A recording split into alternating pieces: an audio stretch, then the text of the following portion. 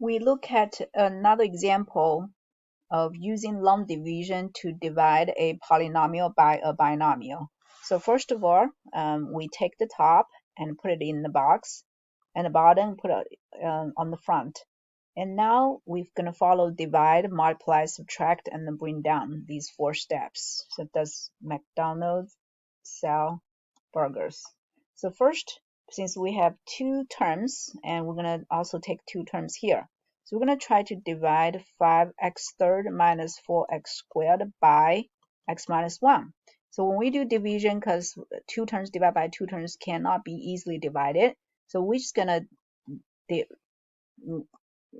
round it to 5x third by x. So we divide 5x third by x. And to do that, we divide 5 by 1 to get 5. Again, there's an invisible 1 in front of x, because x just means 1x. X third divided by x. Now the exponent also has an invisible 1 there, because it means 1 copy of x. So x third divided by x, we get x squared. And now we put the quotient on the top of the line. And next, we're going to do multiplication. So we're going to take the answer we got, 5x squared, multiplied by the bottom or the one on the front. So distribute 5x squared times x is 5x third, because 2 plus 1, multiplication. Then minus 5x squared. So when we get this, and we put it line up with what we already have. Okay, so here, next we're going to do subtraction. And again, I recommend that make sign changes, because if you do that, you will not forget that you're doing subtraction. So 5x third and minus 5x third, they are cancelled. Negative 4 plus 5. Again, originally it's supposed to be negative 4 minus negative 5, but yeah, I'm going to put it right here. So it's negative 4 minus negative 5. But because negative will make it a plus. So we actually are doing negative 4 plus 5. That gives us positive 1x squared. So after we finish subtraction here, we bring down plus 3x and repeat these steps. So again, this time we're going to focus on 1x squared plus 3x divided by x minus 1. And again, we're going to just kind of ignore them. When x squared divided by x is x. So we're going to put x above the line.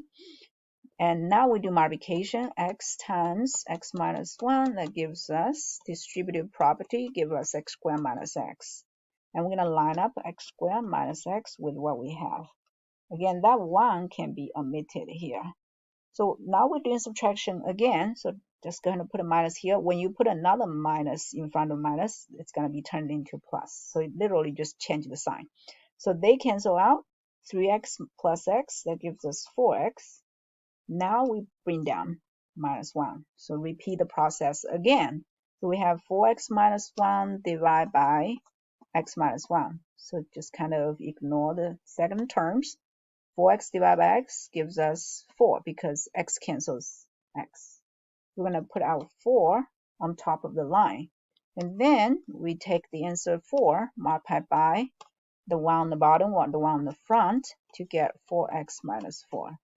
And line up 4x minus 4 with 4x minus 1. And do subtraction again. Since we're doing subtraction, put a minus here. When you put another minus here, that would turn that into a plus. So 4x minus 4x cancel out. Negative 1 plus 4 gives us 3. So that would be the answer. This would be our quotient. This will be our remainder.